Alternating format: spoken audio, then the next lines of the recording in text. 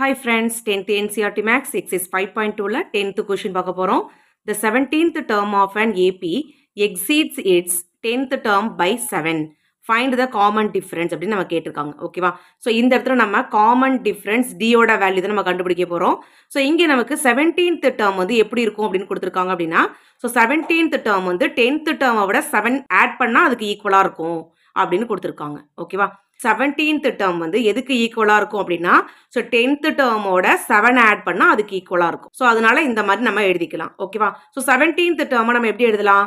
a plus 16d அப்படின்னு எழுதலாம். 10th டேர்மை நம்ம எப்படி எழுதலாம்? a பிளஸ் 9d அப்படின்னு எழுதலாம். பிளஸ் 7 நம்ம அப்படி எழுதிக்கிறோம். ஸோ இங்கே ஈக்குவல்ட்டுக்கு லெஃப்ட் ஹேண்ட் சைடில் இருக்கிற இந்த ஏவும் ஈக்குவல்ட்டுக்கு ரைட் ஹேண்ட் சைடில் இருக்கிற இந்த பிளஸ் ஏவும் நமக்கு கேன்சலேஷன் ஆகிடும். ஸோ ரிமைனிங் நமக்கு இந்த 16d நமக்கு அப்படியே இருக்கும். ஸோ இங்கே ரைட் ஹேண்ட் சைடில் உள்ள பிளஸ் 9d வந்து ஈக்குவல்ட்டுக்கு லெஃப்ட் ஹேண்ட் சைடில் வரும்போது நமக்கு மைனஸ் 9dயாக மாறிடும். ஈக்குவல் டு 7 நமக்கு அப்படி இருக்கும். ஓகேவா? ஸோ இப்போ 16dலேருந்து 9dயை செப்பரேட் பண்ணால் நமக்கு 7d வந்துடும். ஈக்குவல் டு 7 நமக்கு அப்படியே இருக்கும். ஸோ டியோட வேல்யூ கண்டுபிடிக்கணும். So d equal to 7. மல்டிப்ளிகேஷனில் இருக்கிற 7 வந்து ஈக்குவல்ட்டுக்கு ரைட் ஹேண்ட் சைடு வரும்போது நமக்கு டிவிஷன்லாம் வந்துடும். ஸோ 1 7 7 1 7 7. ஓகேவா? ஸோ அப்போ டியோட வேல்யூ வந்து நமக்கு 1 அப்படின்னு கிடச்சிருக்கு. இது ஆன்சர்.